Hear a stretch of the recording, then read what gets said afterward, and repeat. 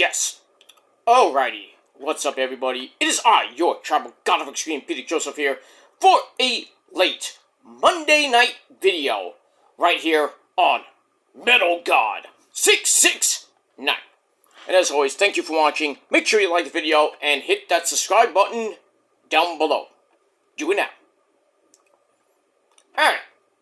Ladies and gentlemen, on this late Monday night, June the 22nd, 2026, or if you're watching later or tomorrow, whenever you're watching this, it is now June the 23rd, 2026, as we are wrapping up the final official week of June. We're starting the first official week of summer. So, got a few weeks to go for summer, because by the time you blink, it'll be, Labor Day weekend, the unofficial end of summer. So, but we got a couple, we're starting off the first week, and we got a couple months of summer to go, and then we'll hit Labor Day weekend. Next weekend is July 4th weekend. So, which is unofficially the midpoint of summer, but that's what they call it. Go figure that one out. But we have that. But thank you all for watching here on the Metal God channel. No fancy intros like I usually do when we're talking serious stuff. But if you're here for the first time, welcome to the party. And hit that subscribe button if you haven't done it yet. And check out my other videos on the channel. I do have some music-related videos, some concert footage, and, a couple of music-related topics. I got more to come, hopefully during the summer. We'll see what happens with that. But mainly, this is a tribute channel to the faithful departed in the world of music, movies, sports, that's wrestling included, because wrestling is a sport, and politics and other stuff like that. And I don't do these for clout. I don't do these to get views and likes and whatever it may be. It's nice to get it, but I'm not doing it for clout. And if you think that, you can pretty much go to hell. But I digress on that. But I don't do this for clout or to get a lot of views. I'm just paying tribute to the faithful departed, pretty much from my childhood, or, just random people sometimes. But it is what it is. If you like that, great. If you like music, more to come. As the summer goes on, as the year goes on, and we'll see what happens with all that. But right now, ladies and gentlemen, briefly, I want to pay tribute to Peebo Bryson, who passed away, I believe, about a week or two ago. He's pretty much, you don't know who Peebo Bryson is. He's pretty much the guy that sang a lot of Disney tunes, one of them being A Whole New World from Aladdin. But, he passed away, sadly, a couple weeks ago, so I meant to do a tribute video to him, and I completely forgot about it, but I'm gonna do I'll just do a posthumous, what do you call it? Posthumous, I guess. I can't even say the word, I'm sorry, but I'm gonna do a late tribute to Peebo Bryson, to, just remember his music. Yeah, he had a lot of great hits, like I said, A Whole New World and stuff like that.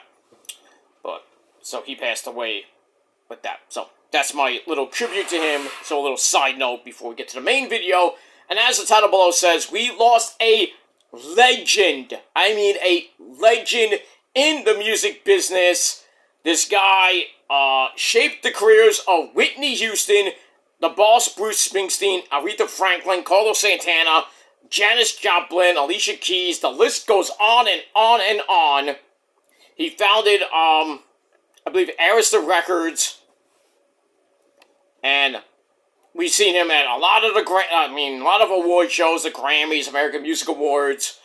Was a legend. He sadly passed away today at the age of 94. That man is Clive Davis. He founded Arista Records, J Records, and like I said, he helped shape the careers of Whitney Houston, Bruce Springsteen, Aretha Franklin, Carlos Santana, Janis Joplin, Alicia Keys, Carrie Underwood, so many more. He died, today, earlier today at his home in New York City. He was born in Brooklyn, by the way. Born in Brooklyn. And like I said, he passed away at 94. His death was confirmed by his longtime rep, Aliza Rabinoff, who added in a statement that he passed away peacefully from age-related illness. He did suffer from Bell's palsy in 2021. He was surrounded by his family and loved ones, and he had faced several health issues in recent years. In late May of this year, he was hospitalized in New York City following an upper respiratory issue. He was released a few days later. Rep saying at the time he was in good spirits, happy to be recuperating at home. So he was fine, but age got to him, and he just succumbed to some of the illnesses that he had previously, and he passed away today at 94. But like I said, in 2021 he was diagnosed with Bell's palsy, the same thing that legendary announcer Jim Ross has, and Jim Ross, he has been is taking a turn for the worse. He's been in and out of the hospital. He's been falling down severely, and it's just, I don't know if it's from the Bell's palsy, or it's just he's almost around 70 years old, so or a little bit older than 70, but hopefully Jim Ross gets better. And we see him rarely on AEW TV, but I'm hoping we don't lose Jim Ross in the next couple years, because losing Jim Ross is like losing Gorilla Monsoon and Bobby the Brain Heenan, because they were basically the gods of commentary in the 80s, and Jim Ross basically most of our childhood. If you grew up in my day, during WCW, NWA, and going into the Attitude of the New Generation era, into the Attitude era, into the new Ruthless Aggression era, into part of the PG era, and then he did some New Japan work with Josh Barnett. That was great. Then he went to AEW, was the voice of AEW for the first few years, and then he had skin cancer, and then, we see him on and off, rarely on, major pay-per-views like All In and stuff like that. But, recently he's had a lot of falls, and some of them have been scary, to the point where, he got into a car accident. But, like I said, I don't know if that's from the Bell's palsy, or it's just, old age, but big ups to Jim Ross, and hopefully he gets better. We can see him again on AEW TV pretty soon. Because like I said, losing Jim Ross is like losing the voice of wrestling.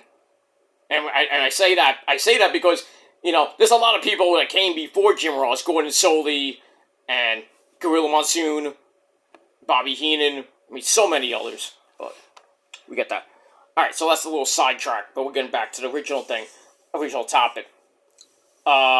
So, if you don't know what Bell's palsy is a condition that causes sudden weakness in the facial muscles. Like Jim Ross has that little droop on the side of his face and in his eye.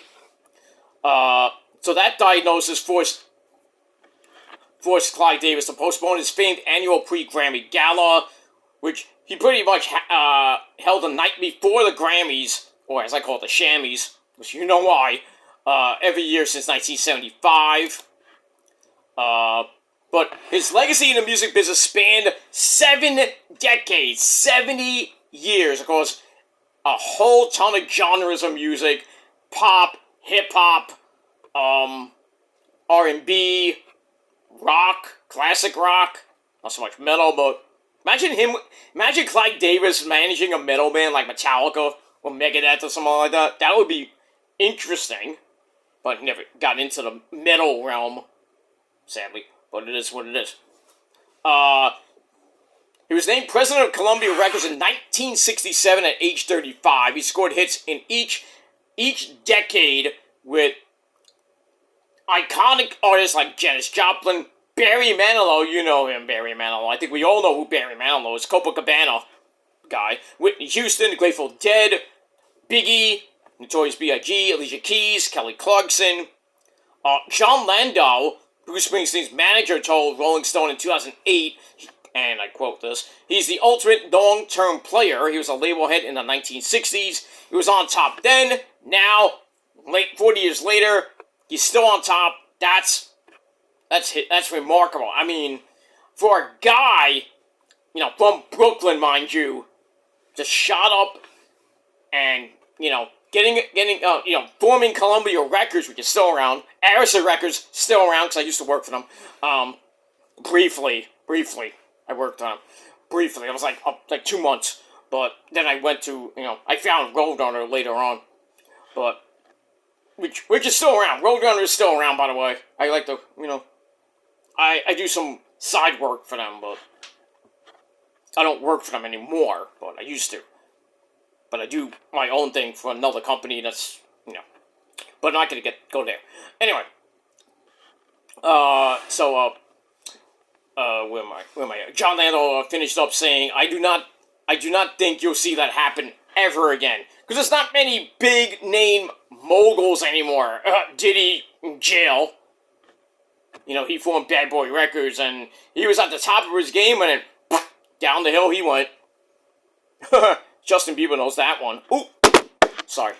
But yeah, there's no big name freaking music mogul anymore. Clive Davis was the guy. Even, Tommy Mottola. I think we all remember Tommy Mottola, who you pretty much discovered Mariah Carey, banged her. I think he got married to her, and then that went south. And then, Mariah Carey got with a guy named Nick Cannon and Nick forgot to pull out, which he's been doing. He has like 35 kids. Because he doesn't doesn't wrap up the burrito, or he just forgets to wrap up the burrito. I don't know. I think he traps the women to have kids, or the women trap him to have kids, and then he's like, well, I got 35 kids, I got $50 million, why not throw another kid in? Why not? Fuck Nick Cannon, by the way. But I digress. Anyway, in a statement Davis's family wrote, to the world, our father was the iconic music legend whose vision, and I'm taking this from Rolling Stone, by the way, whose vision, instincts, and relentless pursuit of excellence shaped the soundtrack of countless lives. He discovered, mentored, and championed the greatest artists in modern music history. I think I mentioned that before. He left an indelible mark on culture that will endure for generations. To his family, Clive was dad and granddaddy, the steady presence at the center of our lives, a source of wisdom, strength, encouragement, and unconditional love. He never lost sight of what mattered most, which is the people he loved. He loved music. He loved it. And, if it wasn't for him, we were going to get people like Whitney Houston and Santana. I mean, he kind of resurrected Santana's career with that great album with him and, so many big artists, like, I think, Rob Thomas from Matchbox 20, that epic song, My Smooth. Nickelback was on one of his albums. Well, Chad Kroeger, I should say, not Nickelback per se, but Chad Kroeger was on an album. I think Wyclef was on an album. There's so many people were on, the albums when Clive Davis, kind of resurrected it. The first two albums, the first two big albums he had, when it is like research and his rebirth, basically, were great. I have both of them, but that's that. Anyway, at 22 years old, and this is from Bruce Springsteen. He said he wrote following the news of Clive Davis's death. At 22 years old, he changed my life when he signed me to Columbia Records. Treated me with the same respect and kindness as a 22-year-old nobody as he did after all my success. A great man, all prayers and love. He found him, and Bruce Springsteen, in the late 70s and really pretty much the early, the mid-80s, he was, Bruce Springsteen was God, almost. Born in the USA is probably one of his best records of all time.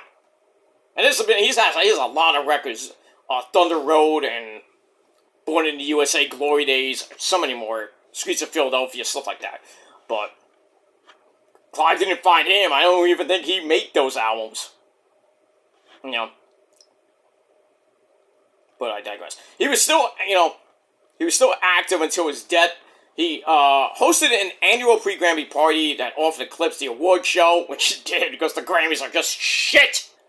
I think we all know why, Metallica. But I digress. And Green Day, too, if you think about it.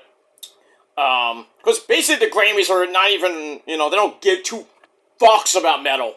They don't give a fuck. Yeah, they have a hard rock category and a semi-metal category, but they don't give a fuck. Because every time Metallica comes out with a record and it's up for a Grammy, do they win? Half the time, no. And then when they perform, what happens? Oh, the mic fell. I forgot the mic. And then next thing you know, oh, Jethro Tull coming out with a record. How does Jethro Tull, a non-metal band, mind you, back in the, 88? It was 87, 88. They won the Grammy. And Metallica put out, an epic album, And Justice for All. And that didn't win the Grammy for Best Hard Rock Album? What? That was the death of basically the Grammys. Because everything else after that was pure shit. Then it started making a comeback. And then when Metallica came out with Lady Gaga to do Moth Unto a Flame, what happened? James's fucking mic went off, and he's like, fuck! And then he had to use, and thankfully Lady Gaga, a metalhead by the way, thank the Lord she is, she's a professional, and and she let James sing into her mic, and then eventually his main mic started working again. Then after the song, we saw James take his fucking guitar, fuck this fucking guitar, threw the guitar at his fucking guitar tech, poor guy that he is. But it seems like every time a freaking metal band is on, or a rock act is on, something fucking happens. We saw that with Green Day, where they were doing Basket Case, and then they had Billy Joe Armstrong, it was like, they were getting near the end, pretty much, near the end of the the end of the bridge, and then getting into the final part of the song, and then he stopped, midway, not midway, I would say 3/4 of the way, because he had 1 minute left, and he's like, I got 1 minute? I'm Billy Joe Armstrong, I was born in 88, and you're giving me 1 fucking minute? I'm like a Justin Bieber asshole. That's why the metal community calls the Grammys the Shammies. And then, don't get me started with the Rock and Roll Hall of Shame. It's starting to get a little bit better. Iron Maiden's in this year. Thank the Lord. How long did it take? Kiss that one. But I digress. The Rock and Roll Hall of Fame, or now Rock and Roll Hall of Shame, I don't understand why they put people like LL Cool J, Shaka Khan. I mean, no disrespect to them, Donna Summer. I'm like, they're not rock! Maybe they have some influences, but barely any. I mean, Wu-Tang is in this year. Wu-Tang! I'm like, Wu-Tang? It's not rock and roll. Why are they in? Why can't we just build a fucking hip-hop Hall of Fame? We can't get what we want, like the Rolling Stones saying. We cannot get what we want. And I just wish the Rock and Roll Hall of Shame would just take all those rap, folk music, rap, hip-hop artists and say, you know what? Get the fuck out of here. We're going to build your own fucking museum and put you guys there, and we're going to keep the Rock and Roll Hall of Fame for rock and metal artists. Classic rock, too. I just cannot get behind the Rock and Roll Hall of Shame. I cannot. And I will continue to piss on the fucking museum. If I ever go there, I will piss on it. As long as nobody sees it. But I digress. But if you go there, go ahead and do it. I don't give a shit. You get arrested, that's your business. But it is a it is, I mean, it's nice to go to. I never been there, but, you know, I seen pictures and videos of people going inside. Yeah, they have, I would just go inside and go to the metal section. I'm like, and then I would just, like, go to the hip-hop section. I'm like, why are you even in this fucking museum? God forbid I get a freaking tour guide. I'm like, hey, can you answer me one question, please? Why the hell are these people in Shaka Khan, Donna Summer? I mean, they are not influenced by rock music. This is a rock Hall of Fame. This is not the hip hop Hall of Fame, or the R&B Hall of Fame, or the Dance Hall of Fame. What is this? It's a rock Hall of Fame. You know, people be like, yeah, right. It's like, how long do we have to wait? How long we gotta wait for Cyndi Lauper to get in? Shh. I mean, there was like so many artists that are on the ballot. They don't get picked, and they gotta wait another year. I know In This Moment is up for nomination in I believe 2032. I think it's about 7 more years. You think they're gonna get in on the first ballot? Nope. They're not. They'll be on the ballot to vote, and I think a lot of In This Moment, you know, fans like me, they get my vote. They would automatically get my vote. I would vote 30 times a day if I had to get them in. They're not gonna get in on the first year. It'll probably take like 5 more years, 5, maybe 10. They'll get in there like 2035, 2040 maybe. So I mean, by the time I'm dead, which will probably be like 45 years from now, who knows? But I'm almost 50, so I would say like 25, 30 years. Or 30, 35 years maybe. I will die on the hill for when In This Moment goes into the Hall of Fame. I would love to go there. I would love to be sitting down at the Grammy Award nominee show. Well, you know, the show, basically. Where they play a few tunes here and there. By the time I get in, they'll be like 60, 70 years old. I don't think Maria's gonna sing like Daddy's Fallen Angel or some shit like that, you know? Probably be some, you know, their kids or something like that. They're like playing like Daddy's Fallen Angel or singing Whore or something like that, you know? But I digress. But that's my TED Talk for today, and I don't think I need to do another 6,000 videos about how bad the Rock and Roll Hall of Shame is. But that's that. Alright, anyway.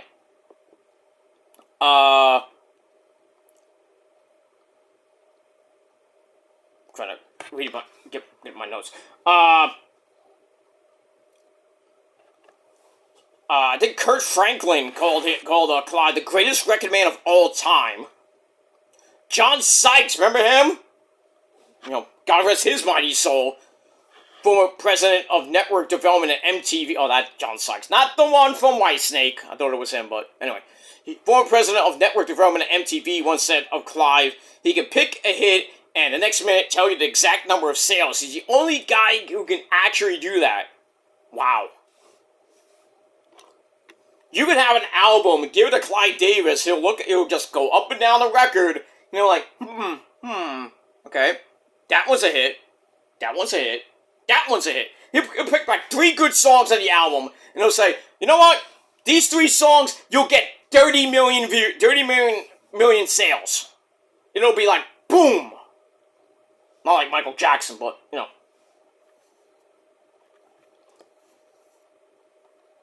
He was just like, here's a hit, 30 million albums sold. You're great. You're gonna go far, son. Or, no, ma'am. Anyway. Alicia Keys said on social media, to Clive Davis, a visionary who transformed dreams into reality, left an indelible mark on music and lives worldwide. So that's that. It was his unwavering passion and palpable enthusiasm for music that came through most strongly to his friends and collaborators. Santana, Carlos Santana said, if I were to draw a picture of Clive, it would be as a little child with a big heart and big ears. Big ears. Clive said in a Rolling Stone article in 2017, it's hard to separate the life I've lived in my career with contemporary music. I consider myself fortunate that over 50 years, and in a very tough business environment, music has provided a lifetime of unexpected pleasure and gratification. Interesting. Look at that. Oh, I just saw that James Burrows, the creator of Cheers, has passed away. I didn't know that. Shit. And the guy who created Doom, the composer of Doom, Bobby Prince, passed away at 81. James Burrows died at 85. TV director, co-creator of Cheers, and many other shows. But, man, he's up there with Norm! Afternoon, Norm? What'll it be, Mr. Peterson? You know what it is there, Woody. Give me a beer. We have that. He was born April the 4th, 1932, like I said, in Brooklyn, New York. I wonder what part. I don't even know, but... Not in my... Well, Crown Heights. Huh. It's not a great place to be, but, you know. I live in a quiet neighborhood, but Crown Heights, I've been there. Not a great place to be, you know, late at night. I've been there a couple of times when it was around 8, 9 o'clock. I was nervous going home on the bus because I was around the Prospect Park, Crown Heights border at certain times. Long time ago. Long time, like 20 years ago. But anyway. He was raised in a Jewish family in Crown Heights by an electrician and salesman father and a stay-at-home mom. By 18, his parents had both died, damn, within 11 months. That hurts. Losing both your parents in a span of a year. I have a friend who lost her parents of COVID in the same year. I think the same time, I think. I could be wrong on that, but man. And I'm good friends with her. I've known her for 21 years. COVID, fuck you! But that's not stuff for a long time. His mom, Florence, died of a cerebral hemorrhage. Ow, that hurts. His father, Herman, of a heart attack. He said to them, I had been toughened up by my parents dying when I was 17, 18, going through school as an orphan and having to earn everything. He had no financial support. He went to NYU on a scholarship, and then upon graduation received another scholarship to attend Harvard Law. He struggled financially during that time. It instilled in him a tireless work ethic and an endless drive for success. He said, if I didn't keep it at least up, let me take a bite. If I didn't keep a B plus average, I would lose all those scholarships. And he says, I'm always mindful of performance. Damn. So, he graduated from Harvard. He landed a job at Rosamond Collin K. Petchick and Frond law firm. He was one of his tasks was reviewing contracts with Columbia Artists Management, talent agency with no connection to the music business at that time. Harvey Shine, he was hired by CBS and was tasked with setting up its international division.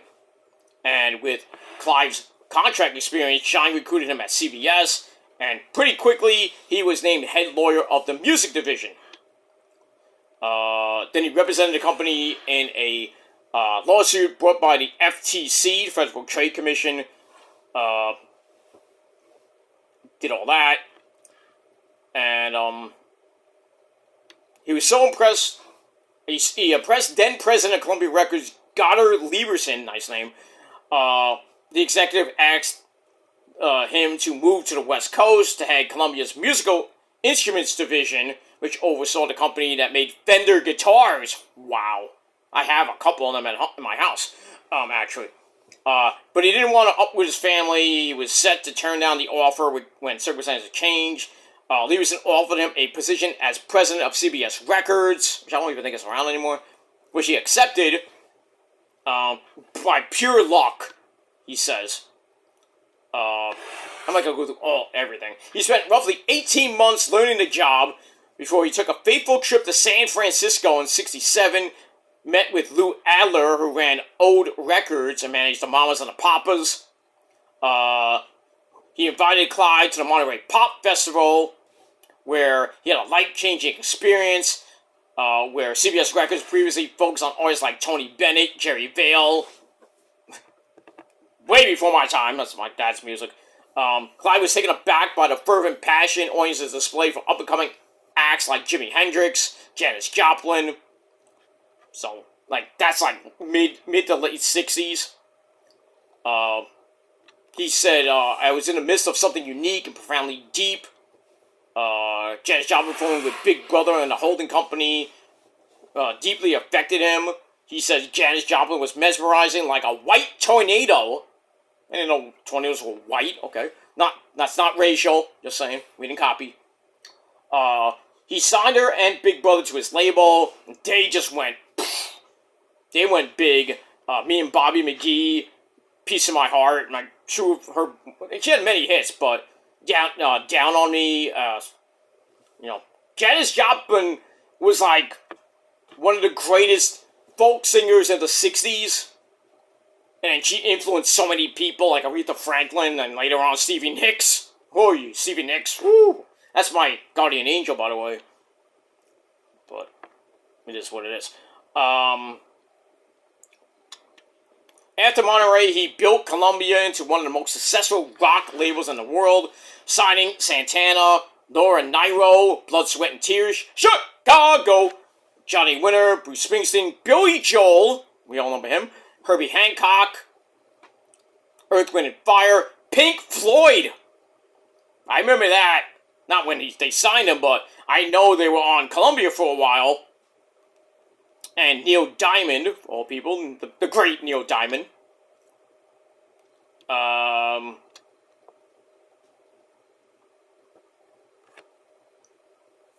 Just reading some. I'm not reading everything off the Rolling Stone article.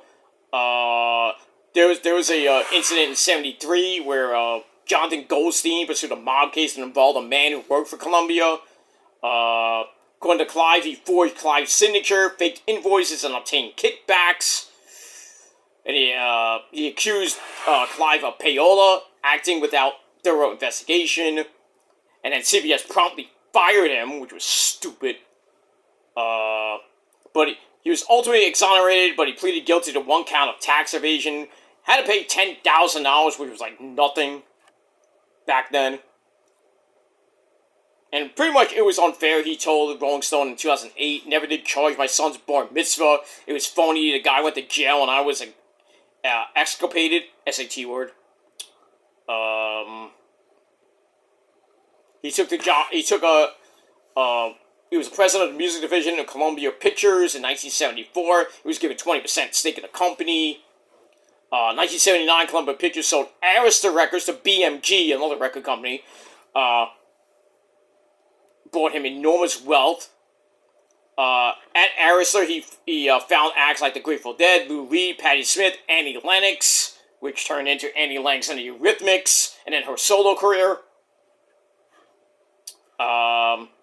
He aimed to make Arista an instant major company, one able to compete with his former employer, who else labels including Atlantic Records, still around, RCA.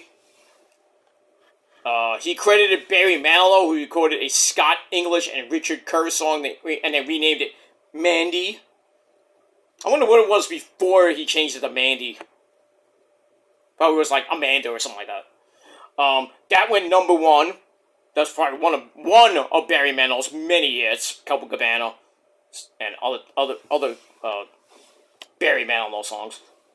Number one on the Billboard Hot 100. And basically helped set the template for pop success at Arista Records. Barry Manilow enabled and opened up the horizon to sign Dionne Warwick, Aretha Franklin, Whitney Houston later on. In a statement, Barry Manilow, he's still alive by the way, my heart is heavy with the loss of my friend Clive Davis. For 50 years we worked together, created together, argued together, celebrated together, they did everything together. And then Dionne Warwick wrote, my dear friend lived more than promised a lot of time and made each moment count. Truly going to miss him. You always want to know, where's my Dion? Stuff like that. He was one of a kind. Kenny G, of all people, Kenny G, the guy who hit the he had one stinking hit, I think, with Songbird, with that soprano saxophone. I remember when I first heard Kenny G play that soprano sax, I wanted one of those things. Never got it.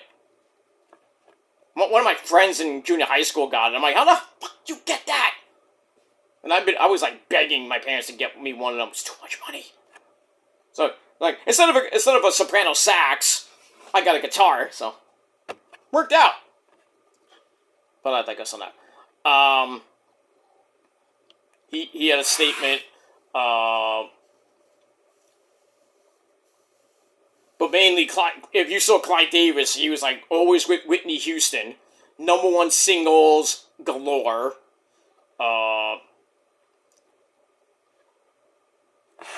She was the greatest contemporary singer of all time, selling more than 50 million records, and then, she sadly passed away in 2012 due to a drug overdose. And, that's that. In 2000, after BMG forced him out of Arista, he started J Records. He took 10 artists from Arista, 5 established, except Whitney Houston and Santana. 5 acts who had not released anything.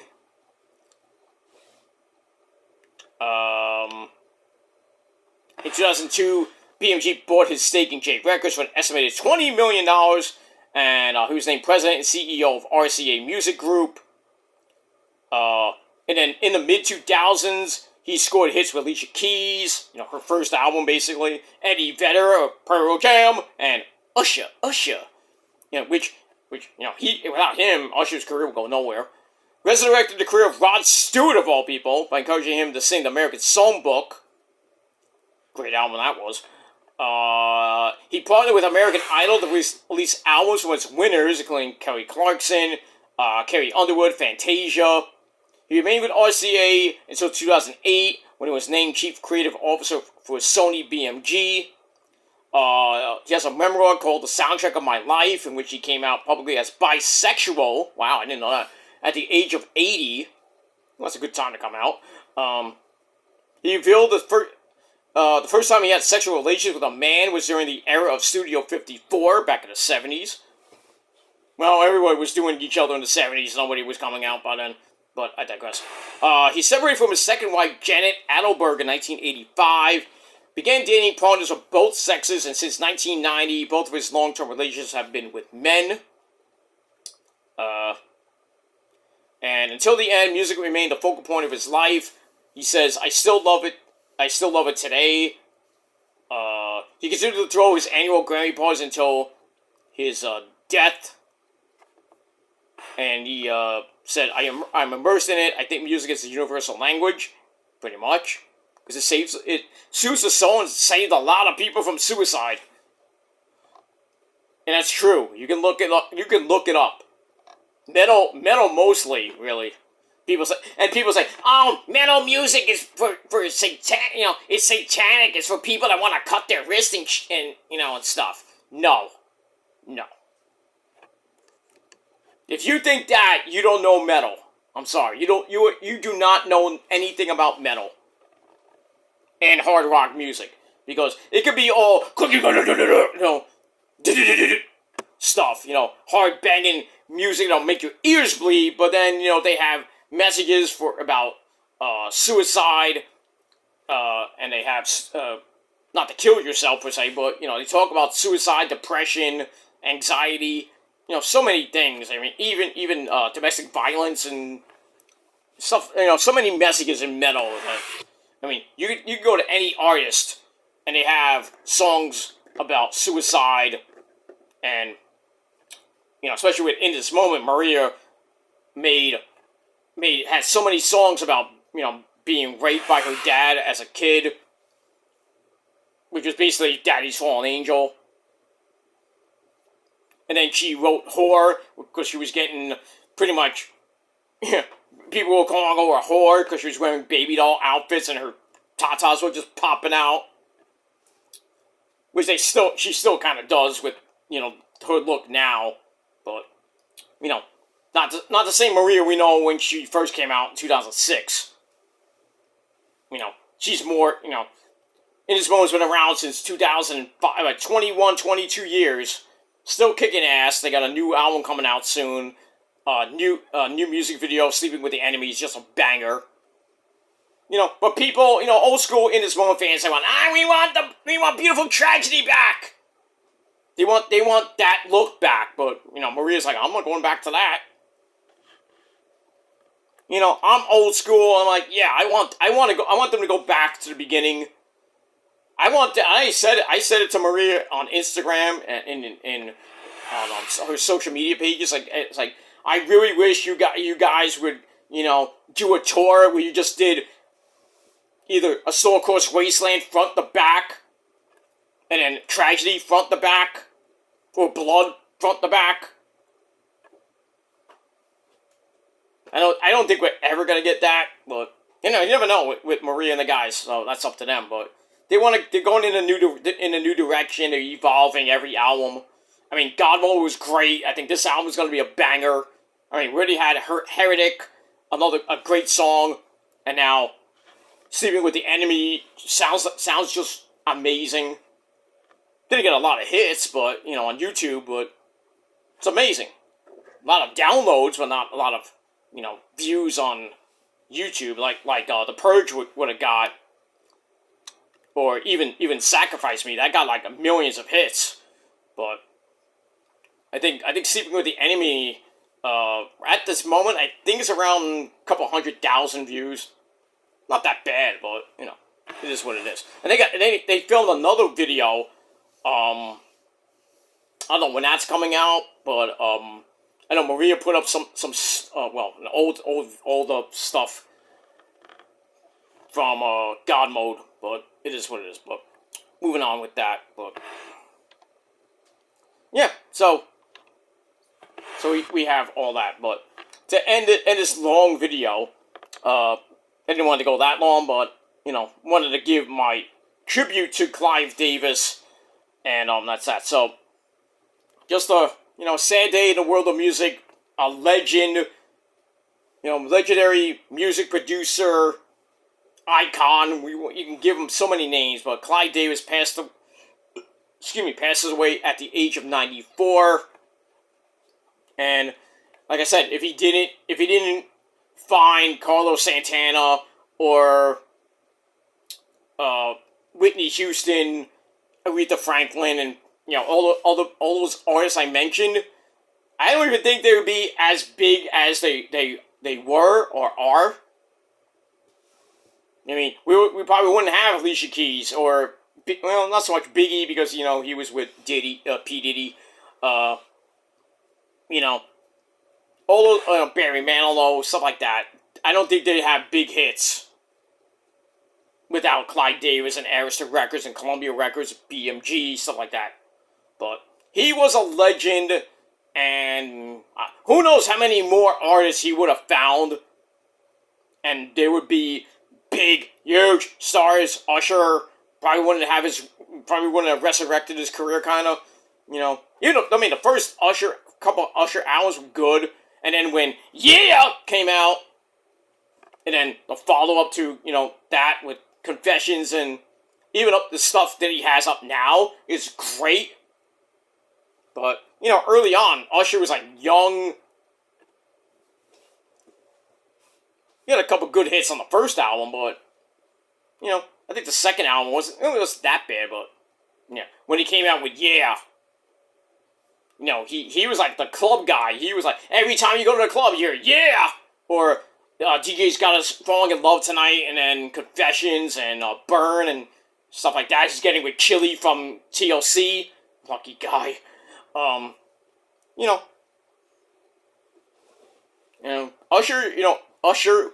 Usher Raymond is just a great,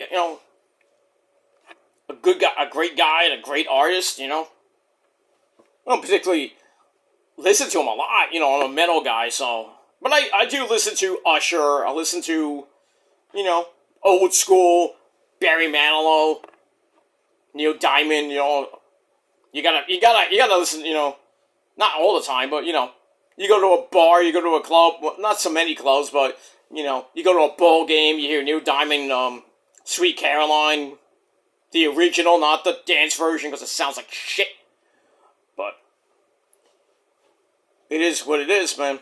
Santana, I mean, old school Santana, you know, the resurrection of Santana with Rob Thomas. Good shit. You know, Whitney Houston, big in the 80s, early 90s. You know, without that, she wouldn't be anything. Even Alicia Keys, her first album was amazing. She's still an amazing artist, but, you know, I think the last actual hit that Alicia Keys had was with Jay-Z, Empire State of Mind, which is now pretty much getting put back in rotation because of the Knicks. But, you know, that's that. But, in any case, I'm going to end it here. But, so the Clive Davis, you are a great man, sir. You know, just sad that you had to pass away at the age of 94. Great man. Rod Stewart, Eddie Vedder, Pearl Jam, Billy Joel. Great man, and he's up there with some of them, you know, Janis Joplin. He's up there with her, Whitney Houston, and all the other great men and women in the hard rock, well, not hard rock, but classic rock community. You know, he's just having a ball, maybe having pre-Grammy parties up there in heaven. So, as I always do in my Rest in Peace videos, I like to take a ceremonial toast to the faithful departed. And in this case, we have a nice little kiwi watermelon drink. It's not puke or anything like that. It's a kiwi watermelon Dunkin' refresher. So to Clive Davis, rest in peace, sir. You're a great man, and here's to you.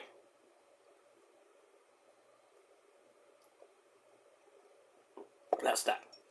Alright guys, thanks for watching. Leave me your memories of Clive Davis, and that's pretty much it.